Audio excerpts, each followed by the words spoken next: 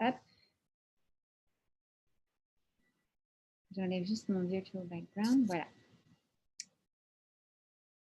Alors, on se retrouve aujourd'hui pour notre introduction au cours des Teilim.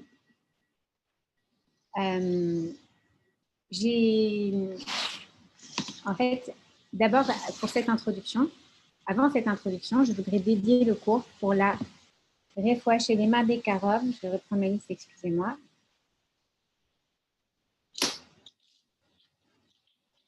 De Yehoshua ben Marie, Raphaël Alain Richard ben Émilie, Frecha Shoshana bat Hana Gracia, Florence Esther bat Myriam, Hélène Messaouda bat Marie, Norbert Shlomo ben Aïcha, Yosef Chaim ben Messaouda et deux petits-enfants, Hana Esther bat Ayala, Nathan Moshe Chai ben Myriam. Est-ce que vous avez Shimon ben Tamar, et il y avait aussi Shimon Amar et Shimon ben Shaba Esther.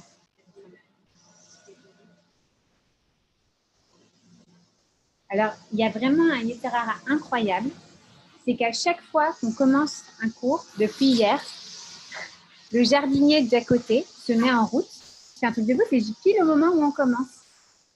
Alors voilà, mais exactement, comme c'est le mois de la lumière et qu'on est motivés, les filles, on va quand même rester accrochés. Alors j'espère que vous entendez malgré le bruit de la tondeuse à gazon. Mais voilà. Mais ce qui est incroyable, c'est qu'il est là 2 jours d'affilée quand même. Jardinier. Ouais. Exactement. Je voulais faire un petit coucou à mon ami René Lévin qui m'avait offert ce très beau Teilim une fois. Il est magnifique. Et donc, je ne m'en sers pas tous les jours parce que dans mon sac, c'est un peu lourd. Mais voilà, puisqu'on commence ce cours sur les Teilim, je voudrais lire un petit Teilim dedans, de Vrat Hashem. On va lire le 130. Shira Ma'alot, Ashrei Kol Yirei Adonai Haoler Bidrachav. Yegia Kapecha Kitochel Ejrecha Vetovlach. Eshtecha Kegefen Poria Beyarkete Vetecha Banecha Kishtile Zetim Saviv Leshulchanecha.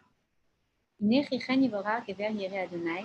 Yivalechecha Adonai Mitzion Urei Betuv Yerushalayim Kol Yemei Chayecha. Urei Banim Livanecha Shalom Al Israël. Alors, je voudrais juste partager aussi quelque chose avec vous. C'est que hier, tard dans la soirée, une dame du cours, qui n'est pas là en ce moment, mais qui vient souvent en cours, et qui m'avait envoyé, je crois que c'était dimanche, le nom d'une de ses amies à qui on avait annoncé une très mauvaise nouvelle, et qui m'avait dit, Esther, voilà, est-ce que tu peux, s'il te plaît, inclure Rivka Bat... et donc, ça m'est sorti de la tête. De toute manière, grâce à Dieu, je vais vous expliquer pourquoi. Est-ce que tu peux inscrire Rebecca dans tes Teilim pour des bonnes nouvelles des Vrat Hashem? Et oui, avec plaisir, on va prier. Je vous ai envoyé le message à toutes. Et de la même manière, la semaine passée, on a prié pour une petite fille aussi qui était tombée sur la tête, à qui on avait annoncé une très mauvaise nouvelle et qui, après, toutes les filottes, toutes les Teilim, toutes ces femmes dont nous faisons partie, tout notre beau groupe, Baruch Hashem, toutes les prières qu'on a fait pour elle, tous les Teilim qui ont été lus pour elle et pour Rebecca, donc, qui ont fait que les docteurs ont dit je ne sais pas pourquoi vous venez, il n'y a rien, tout va bien, il n'y a pas d'urgence, rien n'est grave, tout va bien, Baruch Hashem. Baruch Hashem. Je ne sais pas si le docteur a dit Baruch Hashem, mais ici c'est possible parce qu'on voit beaucoup de docteurs qui, sans dire Baruch Hashem, disent Thank God. Ils reconnaissent que ce n'est pas quelque chose de normal. Lorsque quelqu'un tombe sur la tête et qu'au scanner, il voit une tache blanche et qu'il y a quelque chose d'inquiétant là-dedans et que le docteur s'inquiète dans les urgences, etc., et que lorsque on prie très fort, eh bien, la maman, 2 jours après, à l'IRM, voit qu'elle est rassurée et que Baruch Hashem, il n'y a rien d'inquiétant dans tout ça. c'est pas sans raison. C'est pas quelque chose de normal. C'est ce qu'on appelle l'intervention d'Hachem dans la nature. On en parlait hier dans notre cours judaïsme 101 en disant que ça s'appelle un miracle. Un miracle, c'est quoi? C'est lorsque Hachem décide que les lois de la nature vont être arrêtées à un moment pour qu'il agisse différemment, qu'il change le cours des choses, le cours de la manière dont les choses se font normalement. Et donc, pourquoi est-ce qu'on est toutes très excitées à l'idée de commencer ce cours sur les Teilim? Parce que tout ici, on a expérimenté à quel point les Teilim ont ce côté. Donc, cette fille qui m'a fait hier, qui me laissait ce message hier, me disait: Esther, tu sais, j'ai perdu ma mère. J'aurais tellement, tellement aimé à l'époque qu'on puisse prier tout ensemble comme ça pour elle. Elle me dit: quand j'habitais à Paris, je ne connaissais pas ça. Je n'avais pas de connexion avec des groupes de Teilim, des groupes de prière. Je n'avais pas cette solidarité spirituelle. Et vraiment, quand je vois les miracles que ça fait de lire les Teilim ensemble pour quelqu'un, et souvent des gens qu'on ne connaît même pas, mais avec qui on est attaché, notre âme est attachée, c'est magique. Et elle m'a dit: c'est magique, et c'est vrai. On a envie de se dire, et même les personnes qui sont peut-être moins pratiquantes, peut-être si on peut dire entre guillemets pratiquantes, se rendre compte de la force des Teilim. Je racontais hier, mais je vais vous raconter parce que ce n'est pas les mêmes personnes qui sont là, l'histoire de cette amie de mon père et de mon oncle, que j'appellerai par son prénom hébraïque, qui s'appelle Shlomo, mais qui ne connaissait même pas son prénom hébraïque, réellement, il ne se souvenait pas, parce que ça faisait malheureusement très longtemps qu'il était très éloigné de la Torah et du judaïsme. Et lui a dit, la semaine passée, il est rentré malheureusement à l'hôpital avec le Covid. Il a 86 ans et il n'était pas bien du tout. Et il a texté mon oncle en lui disant ça va pas. Et mon oncle, tout de suite, il m'a dit voilà, Esther, je t'en prie, est-ce que tu peux prier pour mon ami? Et je dis: mais bien sûr, donne-moi son prénom hébraïque et le prénom hébraïque de sa maman. Il m'a dit: je pense pas qu'il en ait. C'est quelqu'un qui fait, je crois même pas qu'il fasse Yom Kippour. Et je lui dis: mais si, c'est sûr qu'il en a un. Demande à ses enfants. Ses enfants ne savaient pas. Sa femme qui était malade, elle a dit: oui, c'est Shlomo, et sa maman, elle s'appelait Aïcha. Et donc, on a prié pour Shlomo ben Aïcha. Je vous dis sincèrement, c'est quelqu'un, voilà, il n'est pas du tout connecté, c'est pas son truc, normalement. Mais là, il a compris qu'il était entre les mains de son Créateur. Il a compris que seule la tfila, la prière, les teilim, les psaumes, qui ont ce côté qui nous permettent d'être connectés, qui nous permettent de déchirer des décrets réellement. Et donc, il a fait appel à celle qui pouvait peut-être prier pour lui. Et lundi, Baruch Hashem, il est sorti de l'hôpital. Il est encore fatigué, mais grâce à Dieu, il est sorti d'affaire, Baruch Hashem. Et il a laissé un message à mon père et à mon oncle en textant et en disant: s'il vous plaît, je sais qu'il y a beaucoup de femmes qui ont fait une afrachet rala, qui ont prié, qui ont lu des teilim pour moi. S'il vous plaît, dites-leur que je les remercie de tout mon cœur. J'ai senti leur force, la force de leur prière. C'est ça qui m'a donné la force. Et donc, aujourd'hui, on s'intéresse à ce livre que nous avons toutes chez nous, que nous soyons avec un kissouille roche, avec une perruque, avec rien sur la tête, peu importe. On sait que dans ce livre des Teilim, on va trouver un moyen d'être proche de notre Papa Hachem, d'être connecté à lui. Et dans les moments d'angoisse, dans les moments d'indécision, mais aussi dans les moments de joie, eh bien, ces Teilim vont être comme une, comment est-ce qu'on dit lullaby en français? Une berceuse un peu, vous savez, qui est entre la maman et l'enfant. Cette petite chanson, entre guillemets, même si c'est pas joli de réduire une petite chanson, c'est pas ce que je veux dire, mais ce chant qui nous lie à notre papa de la même manière que quand on entend la voix de notre maman qui chante une berceuse qu'elle nous a chantée quand on était petit, ça va nous rassurer, ça va nous connecter, ça va nous transporter à un moment de notre vie où on était tellement proche de lui. Eh bien, lorsque nous nous connectons à ces psaumes qui sont des chants, d'accord? Eh bien, nous allons nous aussi trouver cette voix, cette mélodie, même si on ne les chante pas nécessairement, cette mélodie qui va nous rapprocher d'Hachem. Alors, il faut savoir que la majorité des psaumes ont été écrits par David Améler, par le roi David, mais pas tous. Certains ont été écrits par d'autres, par son fils, le roi Shlomo, le roi Salomon, Shlomo Améler, et d'autres par les fils de Korach. Certains ont été écrits par Asaph, par d'autres personnes qui sont les fils de Korach. Korach, qui était un homme de la tribu des Lévis, qui était on peut dire un cousin de Moshe Rabbeinu et de Aaron, qui s'était rebellé contre Moshe et contre Aaron, contre la hiérarchie en fait, et qui avait dit pourquoi est-ce que, qui avait fait preuve d'une immense jalousie et qui avait été condamné à Hachem et englouti par la terre. Et la terre, justement, c'est très intéressant parce que la terre en hébreu s'appelle Adam. Et Adam, c'est aussi le nom qu'on donne à Adam Arishon, au premier homme. Et l'homme, l'humanité, s'appelle aussi Adam. Et il y a un lien justement très intéressant entre Adam et les Teilim. Adam Arishon était un homme parfait. Lorsqu'Hachem a créé le monde, il a créé un monde a priori parfait. Adam Arishon était grand, il était beau, il était immensément sage, il était bon, d'accord. Il a fauté, on verra ça plus tard, mais il faisait partie d'une création d'humanité a priori parfaite, dans un jardin, le Gan Eden, dans un endroit également parfait. Et à ce moment-là, on voit que Adam, à un moment dans sa vie, va demander à Hachem, Hachem, fais-moi voir qu'est-ce qui va se passer de cette humanité. Et Hachem lui fait voir l'humanité, et Adam Arishon voit une âme incroyable, une âme brillante qui va venir sur terre et qui va ne vivre que 3 heures. Et c'est l'âme de David Améler.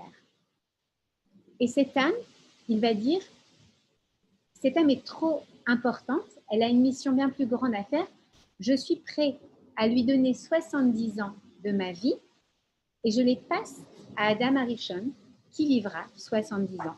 Et 3 heures, du coup, on imagine, mais voilà, 70 ans.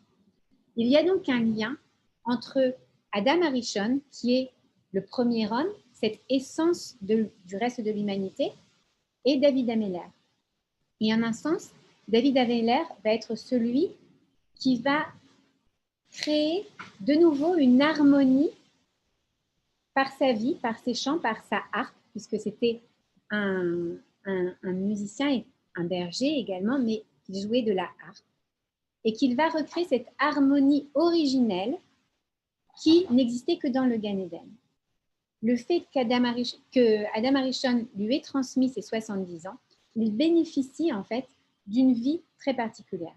Alors, on va parler un tout petit peu de la vie de David Améler, assez brièvement, mais juste pour qu'on ait quelques notions. David Améler est né dans la famille d'un homme qui s'appelait Ishaï, et il est le descendant d'une grande dame qui s'appelait Ruth. Et Ruth, comme vous savez, qui était la belle-fille de Naomi, qui était, Ruth, une convertie moabite, qui descendait donc de la tribu, de l'ethnie, de la nation de Moab, d'accord, et qui s'est donc convertie au judaïsme, et qui est la grande, en fait, la grande-mère de David Améler. Donc David Améler naît dans une famille, et son père, Ishaï, a de nombreux fils. Il est soupçonné d'être un enfant mamzer. Qu'est-ce qu'un enfant mamzer? C'est un enfant d'une union interdite. Il est soupçonné, en fait, sa maman est soupçonnée donc d'avoir eu une relation interdite. Et David Améler va être à partir de ce moment-là exclu et envoyé dans un autre endroit à paître ses moutons, en fait. Il va être envoyé à paître ses moutons et à garder ses moutons, à devenir un jeune berger assez loin de sa famille. On imagine que pour un jeune enfant, j'ai oublié de mentionner aussi que David Améler était roux. C'est important parce qu'on dit souvent que les personnes qui sont rousses naissent avec un goût pour le sang. Alors après, on a tous des attributs qui nous sont donnés comme ça à la naissance. Et après, c'est à nous, à travers notre combat contre notre propre Yetzerara, de le canaliser dans un sens ou dans l'autre. Et on dit que, par exemple, une personne qui naît avec le goût pour le sang peut devenir chirurgien, peut devenir meurtrier, peut devenir Moël, peut devenir Chorette, peu importe. Cette personne qui va avoir un goût pour quelque chose, eh bien, elle va pouvoir la canaliser en fonction de sa volonté de combattre son Yetzerara. On nous dit que David Ameller était roux. Pourquoi c'est important? Parce qu'il va devenir un grand combattant pour Am Israël. Il va être le roi, on va le voir, le roi qui va succéder au roi Shaoul, et il va réellement établir le royaume d'Israël et combattre de nombreux ennemis d'Israël. Donc, comment est-ce que ce petit berger, qui est seul, éloigné de sa famille, qui a un manque de reconnaissance de la part de son père, c'est très dur, on imagine, et il est comme ça dans la nature, dans les montagnes, et il élève ses moutons. Et c'est à ce moment-là que beaucoup de ces télim vont être écrits. Dans ce moment, c'est bien d'ailleurs à quel point beaucoup de nos patriarches ont été bergers. Être berger, c'est aussi un signe de chesed, de bonté. Mais c'est pas ce que je voulais dire. Revenons à nos moutons, justement. Lorsque David Ameller est seul comme ça, il va commencer à être très proche d'Hachem parce qu'il est justement isolé, parce qu'il se rend compte qu'il est en manque de reconnaissance, en manque d'amour, et qu'il a son créateur avec qui se connecter. Et il va donc utiliser cette arc et il va se connecter à Hachem et écrire ces mots. Et chaque mot a un pouvoir particulier. Et aussi bien lorsqu'on fait notre tefila, d'accord, lorsqu'on fait notre prière, eh bien d'un sidour à l'autre, on peut avoir des changements sur certains mots. Par exemple, chez les Ashkenazim, eh bien on va dire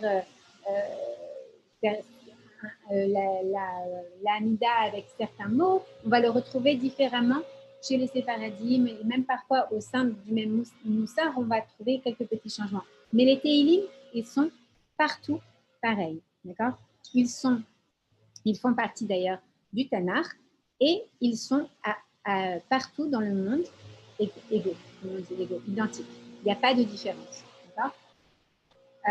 Parce que chaque mot est vraiment très important. Alors, bien sûr, donc la majorité est attribuée à David Ameller, c'est pour ça que c'est lui qui va commencer d'ailleurs l'introduction de ce livre. Et David Ameller va être un jour promu au roi d'Israël. Alors ça paraît, comment est-ce qu'il peut être promu de petit berger à roi d'Israël? Eh bien tout simplement par l'intervention du prophète Shmuel, qui était le prophète qui allait devoir oindre, donc faire l'onction du roi, du futur roi. Hachem demande à Shmuel d'aller dans la maison de Ishaï et d'aller trouver le fils d'Ishaï qui va être le roi d'Israël. Il arrive donc chez Ishaï. Ishaï est très content qu'un de ses fils va bien évidemment devenir le futur roi d'Israël. Et il passe devant chacun de ses fils et il dit non, c'est pas eux. Il y a forcément quelqu'un d'autre. Où est l'autre fils? Et là, Ishaï se dit non, mais ça peut pas être lui. Il le fait appeler et en effet, c'est lui, c'est David Ameller qui va être roi d'Israël, alors que Shaoul est toujours roi, et ça va créer cette jalousie et ça va créer bien évidemment cette vie trépidante et compliquée et dangereuse qu'a eu le roi David. Aujourd'hui, j'ai envie qu'on s'intéresse au premier Télim, au premier psaume. Et ce qui est très très intéressant, c'est que dans ce que je vous propose de faire, ce n'est pas vraiment une étude du Télim en détail, mais on va voir je m'inspire pour ce cours d'un livre du Rav Pliskin, qui est un thérapeute et un coach de vie. Et en fait, il nous dit, la Torah, c'est un GPS pour vivre mieux notre vie. Et à travers les Télim, le roi David nous a donné des clés pour vivre notre vie de manière intelligente, en accord avec ce qu'Hachem attend de nous, et surtout pour vivre heureux, entre guillemets. D'accord? Qu'est-ce qu'on apprend dans ce premier cours, dans ce premier psaume, pardon? J'aimerais bien que ça s'arrête. Alors, on va le lire ensemble. Ashreaïch asher lo halach batzat reshaim. Heureux l'homme qui ne suit pas le conseil des impies. Uvderech hataim lo amad, et dans la voie des pécheurs, des fauteurs, il ne se tient pas. Uvmoshav letim lo yashav. Dans l'assemblée des moqueurs, il ne s'assoit pas. Bon, on va continuer. Ki im betorat Adonai chefso uftorato yehege yomam balayla. Mais seulement dans la Torah de l'Éternel, son désir se porte et sur sa Torah, il médite jour et nuit. Vehaya keesh atul alpage ma'im. Il sera comme un arbre planté à côté des cours d'eau. Asher pirio iten berito, qui donne son fruit en son temps. Veraleng loibol, et sa feuille ne se fanera pas. Vechol asher yaras et yatzliach, et tout ce qu'il fera, il réussira. Lochen areshaim, ainsi ne sont pas les impies. Qui im kamot asher titfenu roar, car ils sont comme la paille qu'emporte le vent. Alken aussi, lo yakumu reshaim bamishpat, ils ne se lèveront pas les impies dans le jugement. Vechataim, ni les pécheurs, les fauteurs. Baadat tzadikim, dans l'assemblée des justes. Ki yodea Adonai derer tzadikim vederer reshaim toved, car il connaît Hachem la voie des justes, mais la voie des impies, elle est vouée à la perdition. Alors, qu'est-ce qu'on peut? Bien sûr, il y a énormément de choses à apprendre de ce premier cours, de ce premier psaume. Mais ce que j'ai trouvé vraiment très important, très relevant, comme on dit en anglais, c'est que le premier conseil que nous donne David Ameller, c'est attention. Heureux, tu veux être heureux, tu veux être bien dans ta vie, tu veux mener ta vie comme il faut. Heureux l'homme qui ne suit pas le conseil des impies et dans la voie des pécheurs, il ne se tient pas. Ça veut dire que le premier conseil, ça va être attention à l'influence que tu vas mettre autour de toi. On en parlait hier après le cours avec Magali et Sarah, justement. On parlait de l'importance, lorsque on est mère de famille, par exemple, de faire attention à l'influence que le monde extérieur va avoir sur sa famille, sur ses enfants. Parce qu'on peut... qui est-ce qui disait ça? C'était Tania. Elle nous racontait qu'un Rav, c'était le Rav Jacobson, non, c'était un autre Rav, je ne me souviens plus comment il s'appelle, qui racontait à quel point lui, qui est un Rav qui se dédie depuis 20 ans au Chinour, Piladine, à l'éducation, il racontait que récemment, quelqu'un lui a montré une vidéo d'un chanteur israélien qui a fait un clip vidéo. Et ce chanteur, pourtant, il n'est pas complètement déconnecté, apparemment, mais malheureusement, sa vidéo, c'est vraiment Hachem Ishmor, c'est la drogue, les ménages à trois, des choses vraiment terribles. Et il dit, le premier jour, 5 millions de personnes ont vu cette vidéo. Et il a dit le soir, après avoir entendu ça, ce Rav, il raconte, il dit, mais je ne pouvais pas dormir. Comment est-ce que moi, je peux aller dormir? Alors, je sais qu'il y a 5 millions de Yehudim, de petits jeunes, de jeunes juifs, qui pensent aller écouter un chanteur juif, ils se disent, bon, ça va être quelque chose de bien, ils regardent ces images et ils ont à l'intérieur de leur tête des images du Gehinnom, des images terribles qui vont détruire tout ce que leurs parents, leurs rébellions, tout ce que leurs parents ont essayé de construire. En une seconde, pas une seconde, mais on va dire quoi, un clip, ces vidéos, ça dure quoi, 4 minutes, 3 minutes, d'accord? En 3 minutes, il dit, même si un de mes enfants que je préserve avait regardé cette image, ce clip, je n'aurais rien pu faire. 20 ans d'éducation n'auraient rien pu faire pour réparer les dommages causés. Parce que les images, à ce moment-là, qui sont venues rentrer dans la tête de l'enfant, eh bien, rien ne pourra jamais les effacer. Ils sont ancrés à jamais dans son inconscient. Et ils vont aller, quoi qu'on veuille faire, ils vont aller influencer sa manière de voir le monde. Je racontais hier en privé, d'accord, que, comment le dire, voilà, que en fait, parfois, lorsqu'un enfant va venir vous voir et va vous dire, lorsqu'un enfant va venir nous voir, c'est vrai pour un enfant, mais c'est vrai pour quelqu'un d'autre, pour son mari, pour son ami, pour soi-même, d'accord, et qui va, mais en l'occurrence pour un ado qui va se poser des questions parce qu'il entend des amis, parce qu'il entend des chansons dans la rue ou dans un mall, ou peu importe, qui utilisent certains vocabulaires, comme par exemple le mot sexe ou d'autres mots qui vont être, où il faut se dire, mais qu'est-ce que c'est ça? Personne ne m'en a jamais parlé jusqu'à présent, qu'est-ce que ça veut dire? Et il sent aussi qu'il y a quelque chose, j'ai l'impression qu'il fait exprès de... On va attendre 2 secondes. Il passe juste à côté, donc on va attendre qu'il passe. Ouais.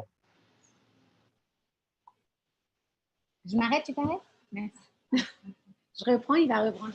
Voilà. Ok, bon, je ne sais pas si vous m'entendez quand même ou pas. Mais... Donc, qu'est-ce qui se passe? Lorsqu'un enfant, par exemple, un ado, vient à entendre ou à voir quelque chose où il va se poser des questions et il se dit c'est un sujet, je ne sais pas vers qui me tourner. Aujourd'hui, malheureusement, quelles sont ses options? Soit il se tourne vers ses copains d'école qui n'en savent pas plus que lui de toute manière, mais qui ont peut-être soit accès à des données qui ne sont pas des données qu'on a envie qu'il ait, soit accès à des histoires. On va attendre encore 2 secondes.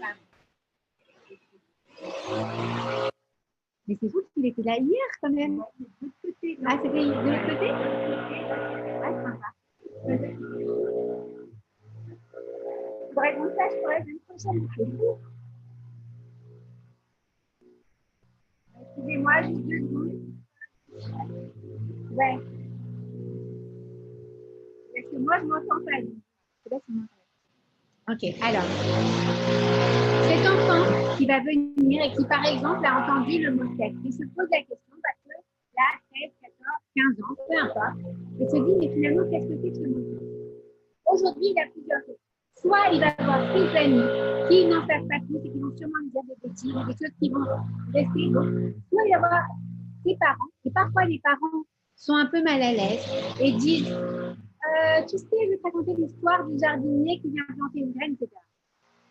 Soit, troisième option, s'il n'a pas envie ou s'il n'est pas content avec la réponse que ses parents lui ont donnée, alors qu'est-ce qu'il va faire? Eh bien, il va aller regarder peut-être sur Internet s'il a accès à ça et taper sexe. Maintenant, si vous tapez ce mot-là sur Internet ou un autre mot qu'il aurait entendu qui soit en rapport avec ce genre de discours, qu'est-ce qui va se passer? Il va avoir tout de suite des images qui vont rentrer et qui vont être des images qui sont là vraiment pour attraper son attention. Il y a quelques années, mon mari et moi étions invités par une voisine à une conférence. C'était appelé les réseaux sociaux et la famille. Donc, on est allé à cette conférence en pensant écouter une conférence sur les réseaux sociaux. Finalement, la dame qui donnait cette conférence, c'était une femme qui n'est pas une femme religieuse, une dame anglaise, sociologue juive, qui va dans le monde entier essayer d'informer les gens et elle fait du lobbying. Donc elle va essayer d'informer les gens et de les ramener à son combat pour lutter contre la pornographie chez les jeunes.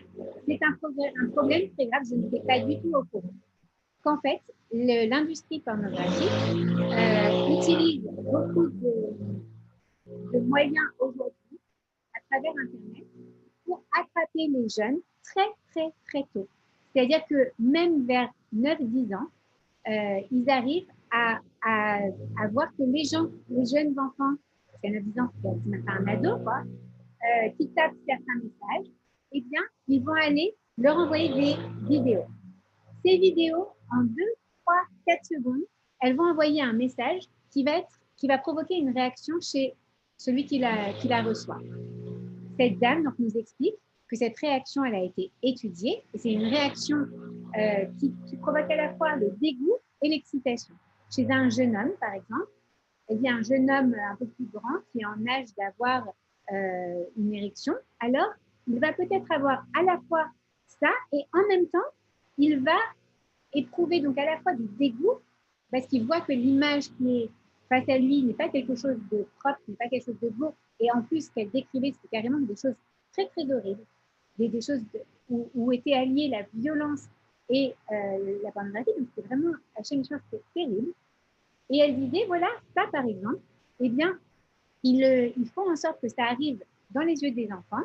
Maintenant, parce que cet enfant ne va pas savoir comment gérer son côté à la fois plaisir et à la fois dégoût, et qu'en fait, après ça, il va vouloir se rassurer en allant revoir la chose pour voir s'il avait, comme il est entre deux chaises, il ne sait pas trop où aller, et que c'est comme ça qu'ils attrapent les jeunes et qu'ils les font tomber dans une forme d'addiction qui est terrible. Terrible parce que cette addiction, eh bien, elle va les mener jusqu'à l'âge adulte, mais surtout terrible parce qu'elle va faire des gens malheureux. Pourquoi ces gens vont être malheureux? Parce qu'ils vont intégrer une image de l'intimité qui est une image qui n'est absolument pas l'image de l'intimité telle qu'on la connaît. C'est une image vraiment du Satan, ce n'est pas une image de Kedusha. L'intimité, elle est très kadosh, au contraire. Lorsqu'on fait des cours de Taharat HaMishpacha, je donne souvent cet exemple lorsqu'on approche au cours sur l'intimité. Il faut se souvenir qu'à l'intérieur du Beth Amikdash, il y avait l'endroit le plus kadosh qui s'appelait le Kodesh HaKodashim. C'était le Saint des Saints. À l'intérieur de cet endroit, pour vous dire à quel point c'était un endroit vraiment très saint et très précieux et très élevé, c'est que le Kohen Gadol n'y entrait qu'une fois par an à l'occasion de Yom Kippour. Qu'est-ce qu'il y avait à l'intérieur de ce Saint des Saints? Il y avait le Aaron HaKodesh, l'arche sainte, à l'intérieur desquelles il y avait les tables de la loi. Qu'est-ce qui s'est passé au-dessus de cette arche sainte? On se dit, vraiment, l'arche sainte, c'est l'endroit peut-être le plus kadosh, le plus saint de tout notre univers. Okay? Au-dessus de cet Aaron HaKodesh se trouvaient deux kérouvim, deux chérubins en français, deux, on peut dire des petits anges, ce n'est pas vraiment des anges, ça s'appelle des chérubins, des kérouvim en hébreu. D'accord? Ces kérouvim représentaient la relation amoureuse de Akadosh Baruch Hu et de Am Israël. Lorsque Am Israël marchait dans les voies d'Akadosh Baruch Hu, alors le Kohen Gadol, lorsqu'il entrait, il voyait les deux kérouvim en relation intime. Okay? Et lorsque Am Israël ne marchait pas dans les voies d'Akadosh Baruch Hu, alors il est trouvé l'un dos à dos, on dit, c'est ça, éloigné, qui se donnait le dos. Ça veut dire quoi? Ça veut dire que même dans l'endroit le plus kadosh au monde, d'accord, eh bien, il y a le symbole de l'intimité. Et d'ailleurs, lorsqu'on apprend, lorsqu'on lit par exemple le Shir HaShirim, okay, le Cantique des Cantiques, on voit aussi qu'il y a toute une parabole assez,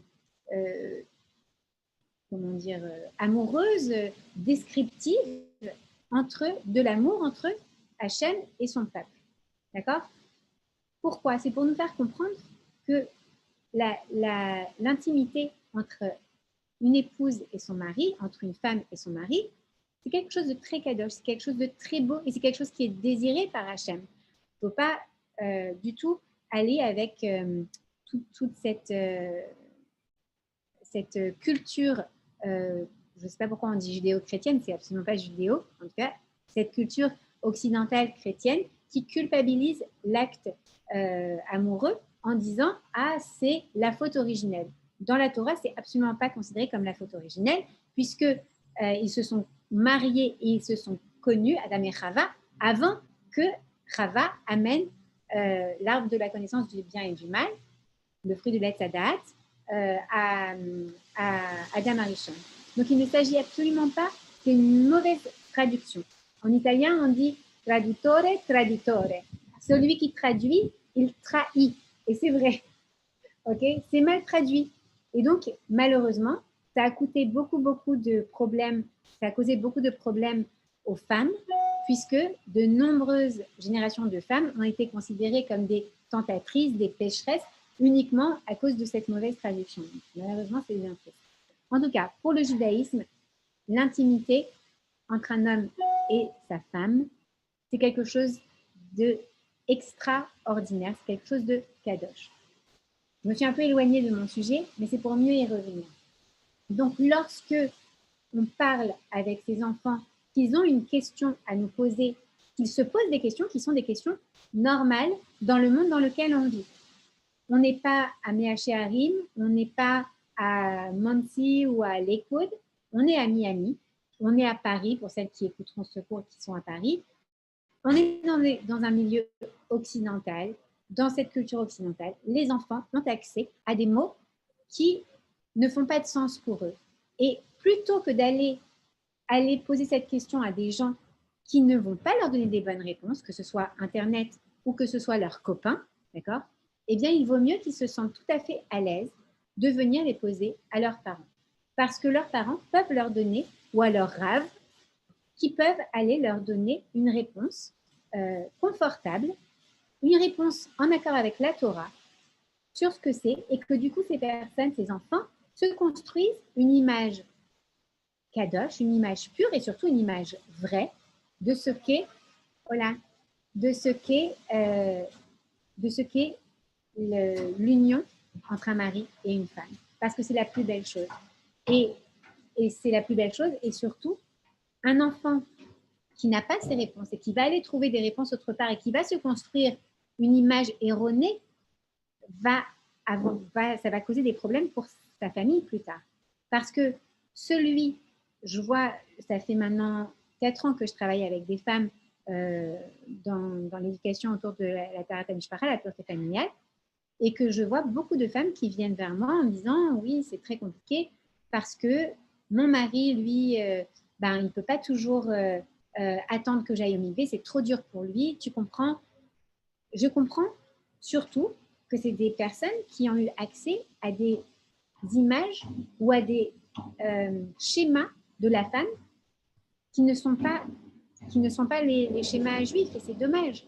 C'est dommage parce que le couple, c'est quelque chose d'unique et c'est quelque chose d'immensément extraordinaire. Quand je dis extraordinaire, vous entendez kadosh. Okay? Ça veut dire qu'il faut vraiment essayer de protéger nos enfants, protéger nous-mêmes et les yeux de notre mari de tous ces réseaux sociaux qui vont venir, vous allez vous dire « Ah là là, Esther, tu es complètement déconnectée, et comment tu veux faire ça ?» C'est pas comment je veux faire ça, c'est que, est-ce que vous voulez que, dans le futur, vos enfants aient des problèmes de couple? Est-ce que vous voulez qu'ils ne soient pas heureux dans leur couple? Comment est-ce que vous voulez être satisfait avec une femme toute votre vie lorsque vous entendez à tort et à travers toute la journée que il faut aller avoir plein de femmes, les femmes elles doivent avoir une poitrine comme ci, une taille comme ça et comme ci et comme ça, sinon elles ne sont pas désirables. Mais même pour vos filles, c'est terrible de devoir avoir comme référent un référent qui est complètement faux. Aujourd'hui, je vois par exemple, il n'y a pas très longtemps, une dame qui vient me parler pour des problèmes de poids. Et elle me dit, oui, tu comprends Esther, moi mon mari, il ne supporte pas que je ne sois pas comme les filles qu'on voit sur Instagram. Et je lui dis, mais est-ce que tu sais que les gens qu'on voit sur Instagram, ce n'est pas des vrais gens. C'est-à-dire que tu les vois dans la rue, ils n'ont pas forcément la même forme. C'est-à-dire qu'il y a des filtres. Par exemple, on a l'air d'avoir une peau magnifique sur Instagram. On a des longs cils, des grands yeux, des trucs, des machins. Ça veut dire que tout est retouché. Et surtout, combien de malheur ça peut causer de voir tout le temps les autres parfaits et heureux. La vie n'est pas comme ça.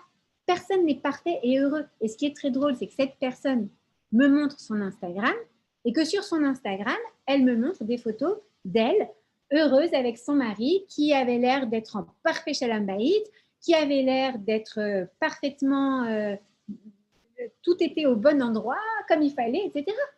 Je dis, mais pourquoi est-ce que tu n'es pas bien dans ta peau? Tu es très belle. Tu dois te sentir bien avec toi-même. Tu es magnifique. Ton mari, il t'aime. Donc, il t'aime toi. Il n'aime pas que ton steak. Il aime aussi ta neshama. C'est ça qu'il faut travailler, sur lequel il faut travailler. Et la Taharat HaMishpacha, justement, si elle nous donne cette opportunité d'être 12 jours loin de notre mari, d'accord, et réellement loin de notre mari, parce que les lois de Hachakot, les lois de séparation entre l'homme et la femme, sont là pour faire que notre mari nous désire. D'accord? Que notre mari, il ne nous regarde pas comme celle que j'ai tous les jours devant les yeux. Non, c'est celle que je désire. Et pendant ces 12 jours, eh bien, on va pouvoir travailler sur les connexions de nos neshamot et pas que les connexions de nos corps. D'accord? Je suis partie sur un sujet très différent des télim, mais qui est aussi très important. Ok? Qu'est-ce qui se passe? Il se passe que lorsqu'on ne donne pas les bonnes informations à nos enfants, ou lorsque on se laisse nous-mêmes envahir par des influences extérieures, des images, les images, c'est les pires choses. Réellement, les yeux, c'est pas pour rien qu'on dit que c'est très important d'être shomer enaim, de faire attention, d'observer, de garder ses yeux des choses mauvaises. Et d'ailleurs, nos grands-mères disaient tout le temps aux femmes qui sont enceintes, si tu vois quelque chose de moche, ne le regarde pas, c'est pas bien, ça va influencer ton bébé. Pourquoi? Parce que tout simplement les yeux sont la première fenêtre sur notre neshama. Elles sont en rapport direct avec notre neshama. Lorsqu'on ne fait pas attention à ce qu'on voit, on fait rentrer dans notre inconscient et dans notre neshama tellement de choses indésirables. Vraiment de choses indésirables. Parce que, encore une fois, j'ai rien contre Instagram à la base. Je m'en fiche même. J'avais un Instagram pour poster à l'époque des recettes. Je trouve ça très sympa de pouvoir aller prendre une recette sur Internet. C'est très, très bien, c'est formidable. Mais combien de choses malheureuses ça doit nous apporter avant qu'on se dise ça ne vaut pas le coup. Mais qu'est-ce que je perds mon temps à faire ça? Passer 1 heure, 2 heures par jour à aller regarder qu'une personne est soi-disant heureuse parce qu'elle a pris une photo à un certain moment, il y a beaucoup trop de jeunes qui le font et c'est dommage pour eux parce qu'ils se créent des frustrations. Ils se créent des ancrages négatifs à propos du monde et en plus ils se sentent mal à l'aise. Que vient nous dire David Ameller? Heureux l'homme qui ne suit pas le conseil des impies et ne suit pas la voie des pécheurs. Il ne se tient pas dans l'assemblée des moqueurs. D'accord? Et il ne s'y assoit pas. Vraiment, prendre conscience des influences qui touchent notre famille, c'est notre rôle à nous, les femmes. Lorsque David Ameller s'adresse à nous et nous dit « fais attention à ça », et que c'est dans le premier Teilim, et que c'est la première phrase des Teilim, c'est parce que cette leçon-là, il faut vraiment qu'on la connaisse. Parce que sans ça, on ne peut pas avoir une maison en paix. On ne peut pas être heureuse. On ne peut pas être heureuse parce qu'on a beau donner tout ce qu'on veut à notre couple, mais que si on fait rentrer une influence extérieure qui n'est pas bonne pour nous, là je vous parlais de réseaux sociaux, mais on va parler d'autre chose. Imaginons, par exemple, voilà, pendant très longtemps, la maison chez nous, c'était grand ouvert et on recevait beaucoup de gens de tous bords. Et moi, j'adore pouvoir faire ça, je trouve ça merveilleux, mais en même temps, j'ai aussi beaucoup travaillé sur le risque que ça peut causer aussi. Il faut aussi être conscient, quand on fait rentrer tout le monde chez soi, eh bien, parfois, ça peut être un risque. Alors, une fois, il y a une dame que je ne connaissais pas qui me dit, voilà, j'ai quelqu'un j'ai ma fille qui est divorcée, qui vient à Miami. Est-ce que tu peux la recevoir est-ce que vous pouvez la recevoir chez vous pour quelques jours? J'ai réfléchi, j'ai dit, une femme divorcée, la pauvre, c'est pas facile, mais est-ce que c'est bien pour moi qu'elle vienne dormir chez moi? Je ne sais pas, parce qu'elle va voir une famille unie, un couple qui s'aime. Et bien sûr que c'est pas, je ne dis pas que cette femme, elle veut me mettre le mauvais œil, pas du tout, mais je n'ai pas envie d'aller introduire quelqu'un d'abord que je ne connais pas, je ne connais pas sa vie, et ensuite quelqu'un qui risque peut-être de se dire oh waouh, ah bah là, j'aurais bien aimé moi avoir un mari comme ça, j'aurais bien aimé moi être avec ses enfants comme ça, d'accord? On ne sait pas quelle influence on peut laisser rentrer, mais même différemment. On va prendre encore un autre exemple. Lorsque, par exemple, on a des amis qu'on avait quand on était jeunes. Et puis, nous, on a grandi, on a fait notre chemin. Et c'est vrai, quand on était jeunes, c'était nos meilleurs amis, on adorait, on rigolait bien ensemble, on s'éclatait et tout ça. Mais aujourd'hui, cette personne, par exemple, c'est une personne qui ne s'est pas beaucoup raffinée avec le temps. Elle n'a pas travaillé sur elle-même comme nous, on a pu le faire. Et du coup, c'est une personne qui, par exemple, va dire beaucoup de gros mots. D'accord? Elle est adorable, c'est une très gentille personne et on l'adore. Mais est-ce que je vais la faire venir devant mes enfants, par exemple, si elle va ponctuer chaque mot par des gros mots? Si la virgule se transforme en un gros mot et le point aussi. Il y avait une blague de je ne sais plus quel humoriste à propos des Marseillais. Je ne me souviens pas de cette histoire. Bon, bref, on a une Marseillaise ici, donc et de toute manière, je ne dirais pas, mais qui disait un gros mot en virgule. C'était une caricature, bien évidemment. Bref, oui, une très grande caricature. Enfin, en tout cas, ça veut dire quoi? Ça veut dire que on doit faire attention. Nous, la femme, Hachem nous a donné le rôle d'être la responsable de notre maison. Nous sommes comparés, censés dans la Torah, à la baït, à la maison. C'est nous qui allons nous assurer de la sécurité de notre maison. On est un peu comme le système d'alarme, de notre maison. C'est à nous d'ouvrir les yeux, d'ouvrir son petit nez de la sorcière bien-aimée. Là, parfois, on a le nez qui nous démange et on se dit oh, cette association-là, c'est pas la bonne. Attention.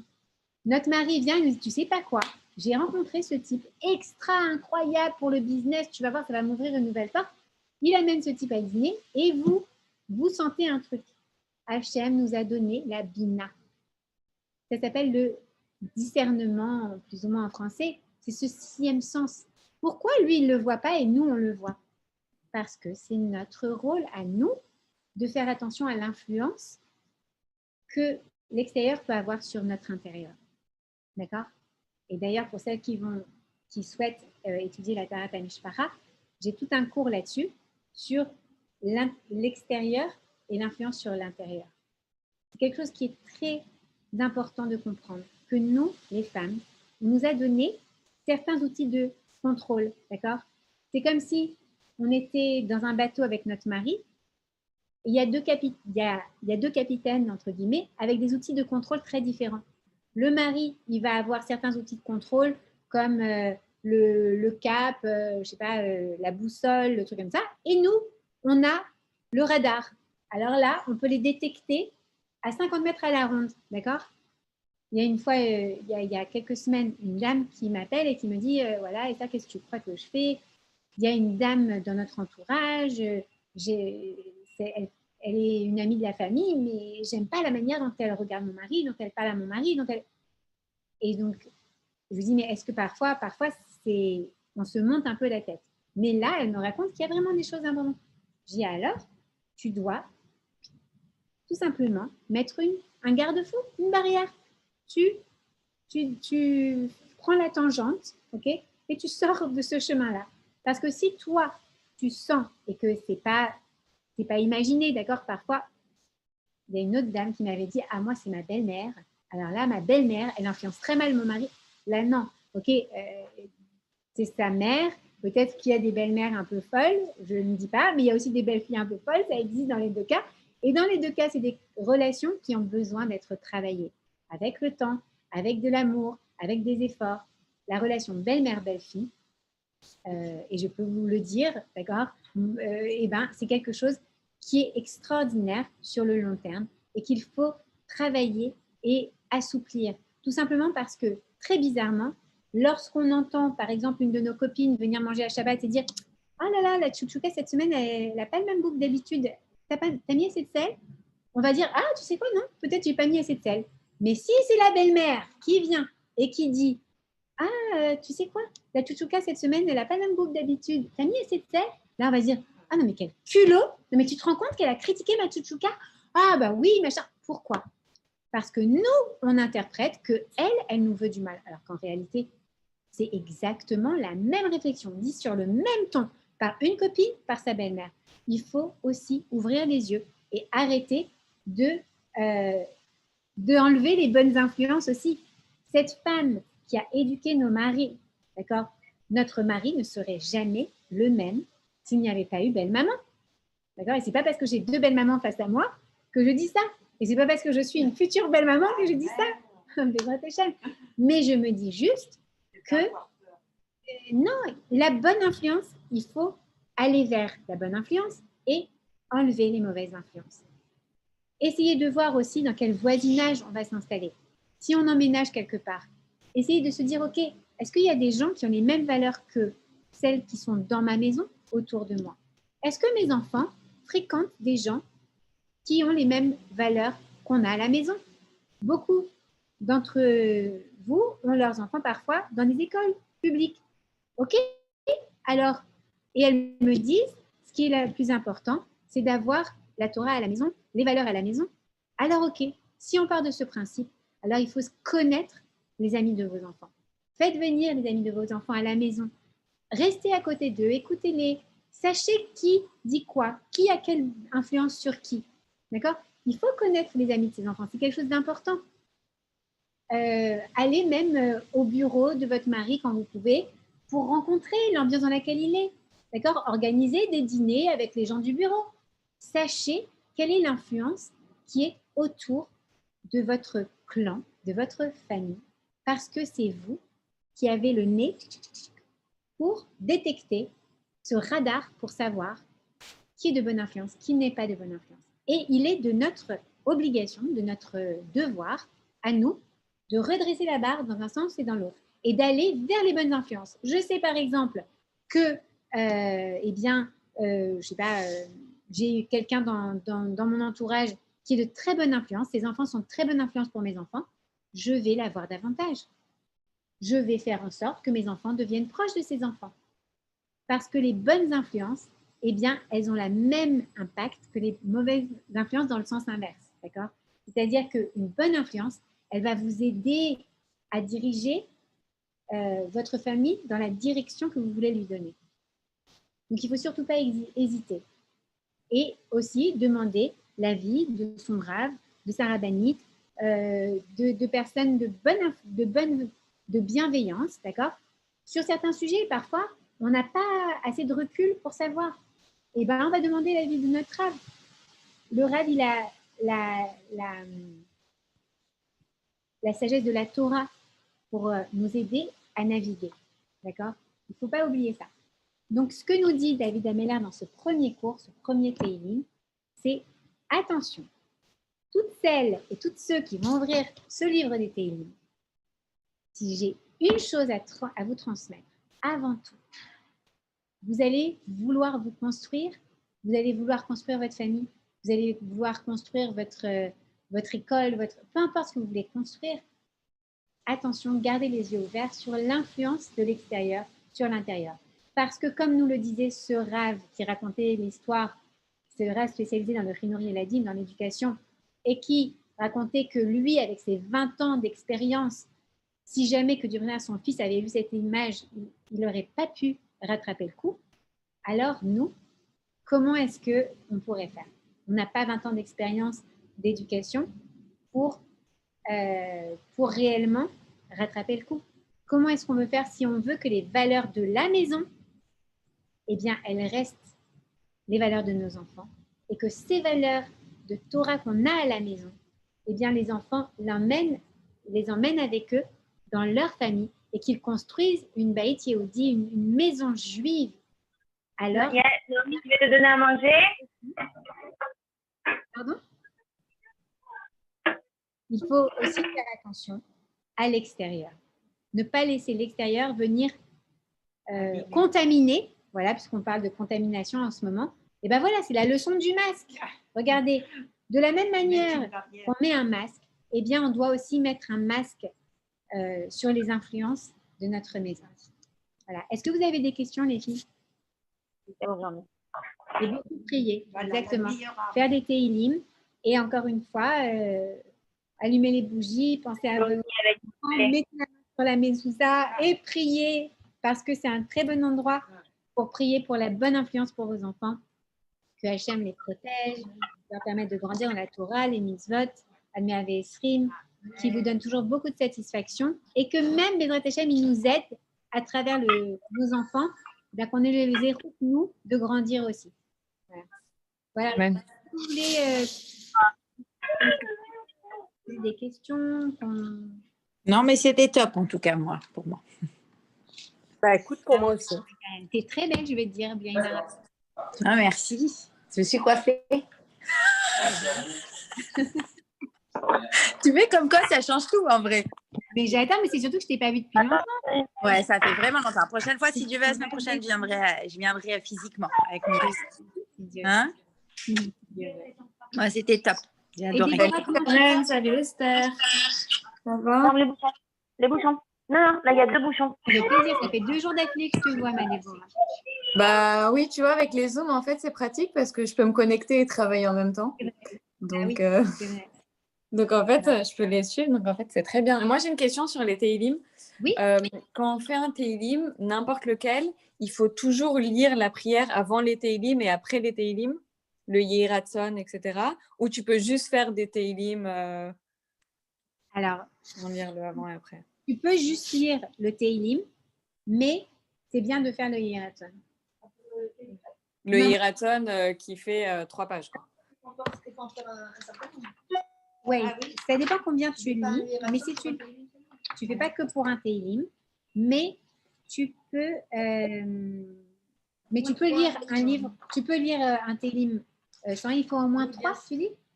Pour le Yehi Ratzon? Ouais. Oui, non. Mais, je vais demander au rap précisément si tu veux, mais non, tu n'es pas obligé de faire le Yehi Ratzon à chaque fois que tu vas lire. Et de toute manière, dis-toi aussi que si tu vas commencer à lire des Teilim, et si le Yehi Ratzon, c'est très dur pour toi aujourd'hui de le faire, de toute manière, tu lis tes Teilim. Ça marche. Oui, parce que je sais pas, pour ma mère, à chaque fois, je lis les Teilim, le Yehi Ratzon et les Teilim. Enfin, ça me prend bien 40 minutes de lire tous les Teilim et le Yehi Ratzon et après. Mais je me dis, si jamais je fais d'autres Teilim qui sont, par exemple, pas pour ma mère, mais des trucs différents, je sais pas si j'aurai le courage à chaque fois de lire la prière, le Yehi Ratzon et avant et après. C'est pas obligatoire. Ok, ça marche. Merci. Toujours le plaisir de suivre tes cours. Merci beaucoup, Esther. Bisous. Merci. Moi, je retourne travailler alors. Au début, sans te citer dehors. Je racontais. Ah ben non, elle est partie. Alors, bye bye à toutes. Et que des bonnes nouvelles. On se retrouve si Dieu veut pour la paracha en rose. Gros bisous.